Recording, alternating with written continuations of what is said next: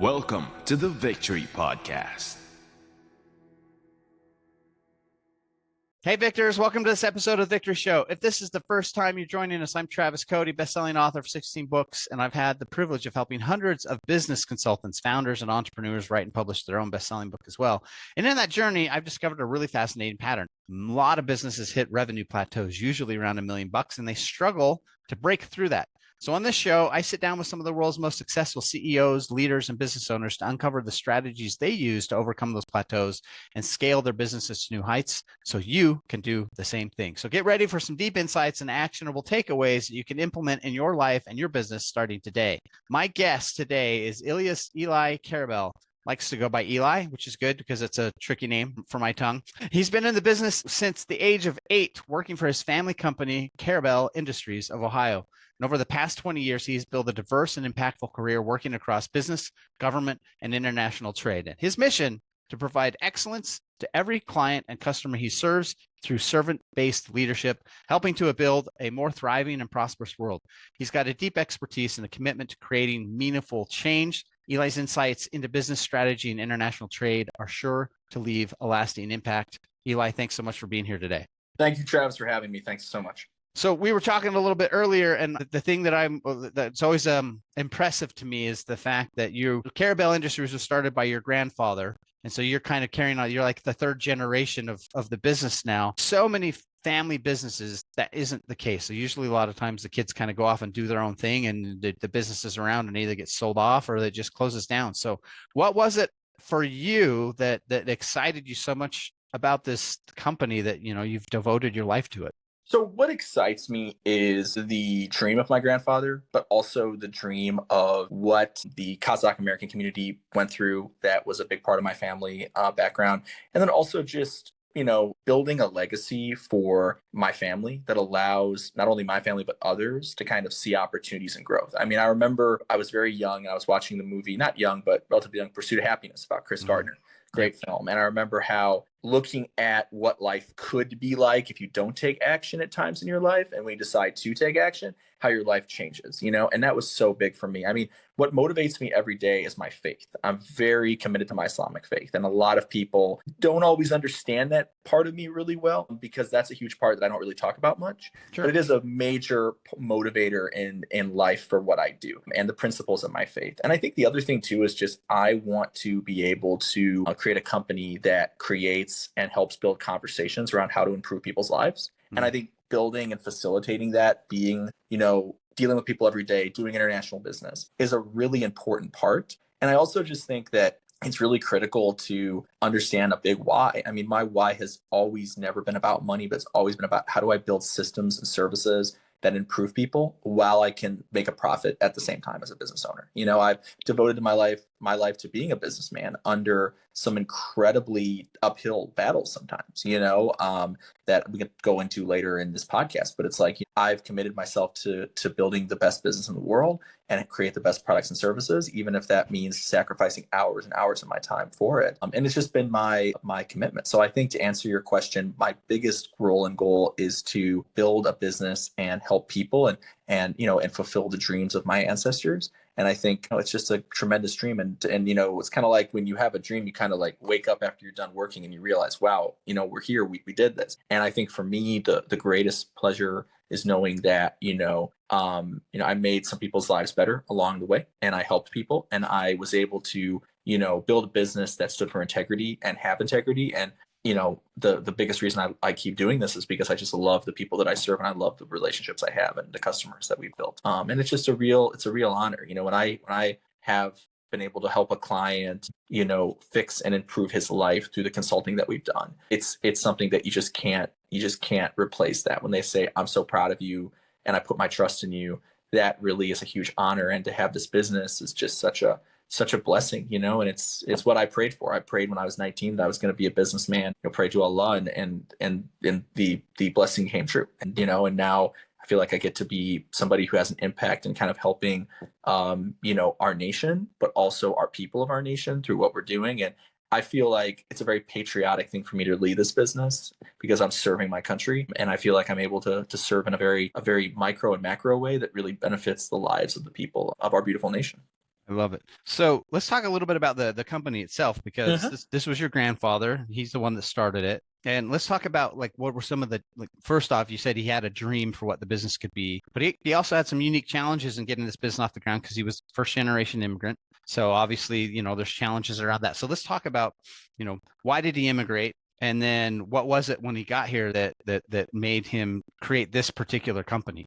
Yeah, so I definitely would refer your audience to some awesome books about why. I Let's would do it. highly recommend reading the book Osman's Dream. Mm. It's a book about the Ottoman Empire. Great book to describe what happened. But after World War One and around World War One, there was quite a bit of something called the Great Game Yep. going on in what was then the Russian Empire and the Ottoman Empire, and there was a a huge change, like a revolutionary time. And Sure. unfortunately, a few events happened at that time, something especially known as the Basmachi Revolt. And I still have relatives who lived there. And the Basmachi Revolt was when the Soviet NKVD and the Soviet army came and basically tried to destroy the Islamic movements inside of the Soviet Union at that time Wow. because of the philosophy that they had. So what happened was my grandfather, great grandfather, they had to immigrate because of the conditions of what was going on in that time in the late 1890s all the way up to the 90s.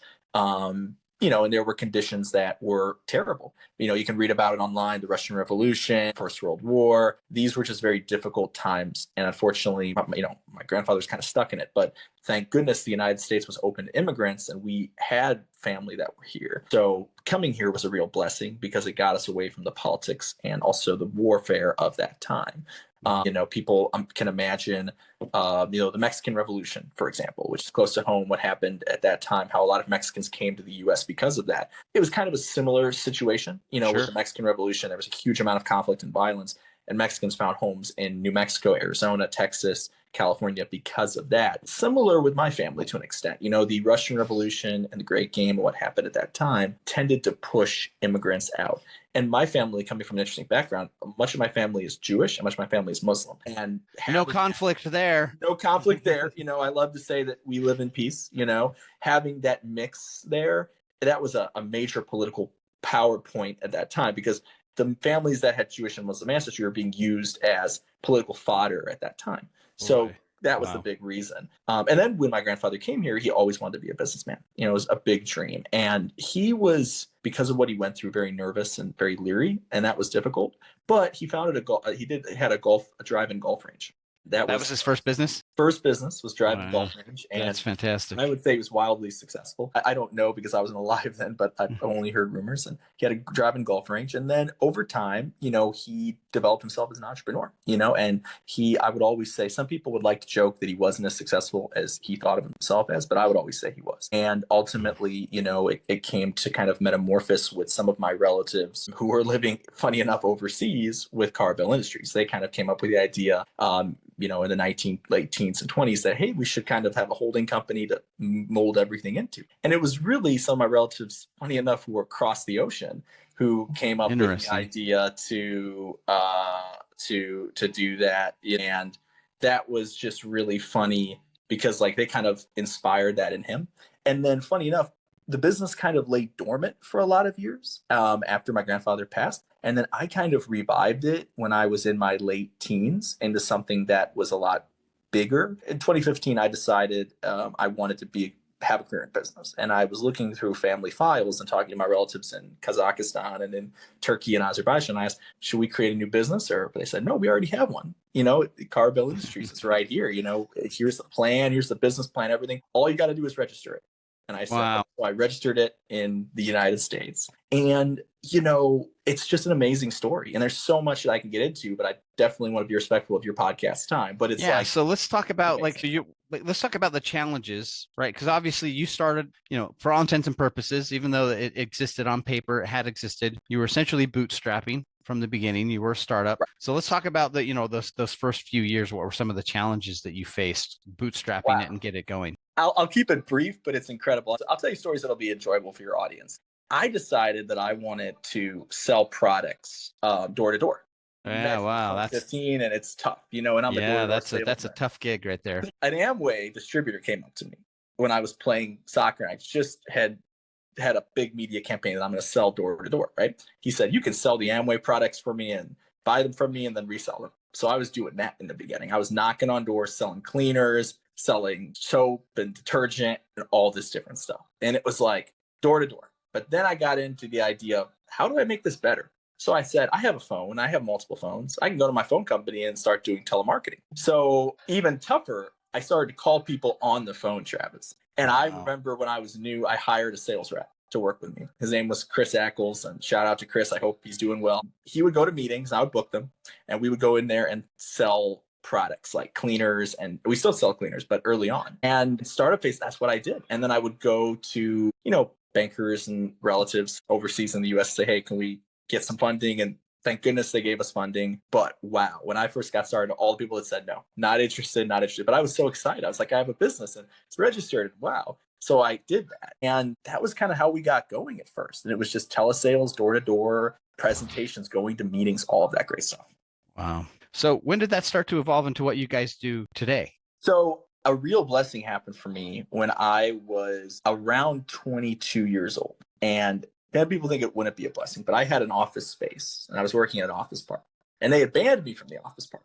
And then out of the disappointment of being banned, I was so upset, I decided to just focus in on my business. And what I started doing is I started to reach out and say, hey, we can be a drop shipping distributor for all these different brands like Amazon.com, all these companies. So I set up a drop shipping platform, which I did over the phone. So we were a telephone-based, email-based drop shipping platform. Then we built a website, and then we found a great company called Chemco. Huge shout out to Chemco, GermSwipe, and we started to use GermSwipe. And it was a revolutionary change. And my goodness, we had a company out of Toledo, Ohio, Chempace, and we started to work with them. And selling these products, it just changed us overnight because we had products now that we got distributor pricing on, but we were doing it over the phone with low overhead. So imagine we're selling like, I don't know, tons of cleaning products, but our overhead is nothing because all we're paying for is like office space, telephones, and some staff, Now, did you stumble upon this pre-COVID?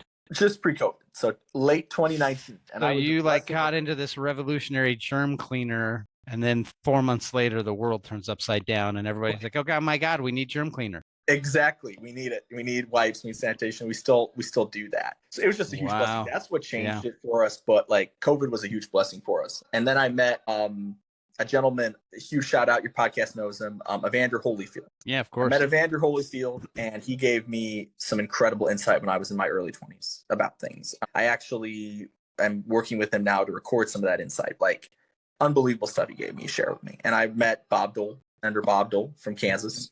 And he was unbelievable to me. And then I met a gentleman who was President Bush's, I think, second cousin. He was a neighbor of mine in the Central West End neighborhood where I grew up. And he sat me down and talked to me about so many things. These mentors shaped me, and their investment in me was like, it was kind of like them investing instead of money, they invested time, And that was huge. So I think what really changed it for us was just I got around people that understood business, and I built a business based on how do I help people and how do I change the model from being one of just where I'm selling, but to one where I'm making an impact. And it grew from there, Wow. So I'm just out of curiosity, how did you meet Evander Holyfield? Oh, funny story. So the woman who I've been courting for a number of years, she lived out in Los Angeles. She knew a gentleman who was a boxing promoter. And he said to me one day when I was at my mosque, I'm going to give you Evander's number. And I said, really, is this him? And he gave me his number and I talked to him. And since then, it's just been an amazing relationship. We don't talk as much now because he's in a different stage of his life. Sure. But certainly, for a number of years, we talk every couple of days or other days. I mean, there's your first book right there. My mentor, Evander. Yeah. And I mean, he's an incredible story. I mean, obviously, I know you've studied him being in your field, but like, it's just amazing to have that mentorship. And he taught me one thing. He said, and I know a lot of people don't like hearing about religion and these conversations, but I will share with you one thing he did tell me that stuck with me. I asked Evander one night, and I was very disappointed because I remember I had just survived a near-death car crash, and I was in Los Angeles, and I was in the road, and I was a passenger in like a chauffeured vehicle, and unfortunately, the vehicle crashed. It was a horrible accident. I remember I was just left the hospital, about to meet the woman who I'm still courting to be my wife. I hope she marries me, and basically, he told me, I asked him, what makes people great, Evander? And I asked him that question, and he said, do you believe in God? I said, yes, I do. well, that's your answer. And I remember thinking to myself, Allah. So I went to the mosque that day before I saw Wow. her, and I prayed, and I'll never forget what he said. He said, have faith in God, have faith. He said, have faith. And that could be interpreted, of course, differently for different people, but I know what it meant for me. And that was huge. What an insightful comment from somebody who was the number one in his field. And, some would argue, is probably one of the top three in his industry ever. Right. And, what makes people great? Do you believe in God? Yes. There you go. That's it. And I think, if you are religious and you have faith in certain things, you could make the argument that that's the truth that the world is trying to strip from most people, because especially in Western civilization, we're so caught up in the stuff, right? I've got to have the stuff and the house and the money and the business and the girl and the car, and that's what makes me great, right? But most people are using that. I worked in Hollywood for 15 years, and most people, they're getting all that stuff because they're trying to fill a void inside of them, because most of those people don't have a belief in anything sort of higher. Wow. So I think the fact that his first thing was like, if you believe in God, you're a great man, and that's all you need. So wow, that's pretty fantastic. And one of my heroes is Ronald Reagan. So I always study Hollywood, and he's a hero of mine for a number of reasons. But one of the things I loved was The Morning in America. I used to hate waking up in the morning.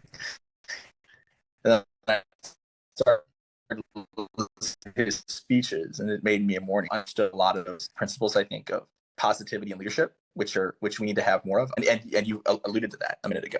So it's tremendous thing. So yeah, so that's a huge reason why I think I jump started to becoming successful. Right. So you ran it successfully as CEO, and recently you stepped back and became president and hired a CEO. So how did you know it was time for you to let go of the CEO reins? The reason that it was because I knew that it had to be something bigger than just myself. And if I held on to that title of CEO, I would be like, I don't know, the commander in chief. And I feel like what I saw with President Trump do with Elon Musk and how the delegation there with a lot of the federal authority, that inspired me in a way to kind of think, how can I, bring somebody else into the business who is not from the family, who can run it and appeal to an audience that I couldn't appeal to? Because I can't appeal to everybody. And there's a lot of people that he can reach that I'm not able to reach. And it's not because I don't try, but a lot of people that would tell me they're not interested to hear what I have to say would be interested in what he has to say, because he brings a different approach. He's a former legislator, comes from an economic development background, but he also comes from the corporate world. So that world he can reach, and that is a world we want to target in this phase of our business pretty heavily.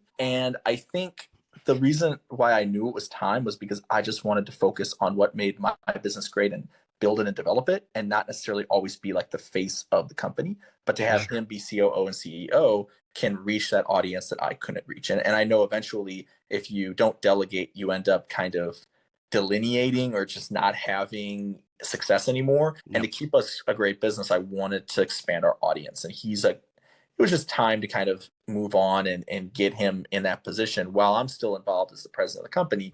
Him being CEO and COO gets people excited because they're like, wow, you have somebody in your business now that really can, benefit and help you. And he's just been a great person. He brought it up to me and he said, how would you like it if I did this? And I said, well, I'm totally for it, because he's able to bring a lot to the table, and he got us through a lot of difficult times in the past, and being able to have his leadership was really important.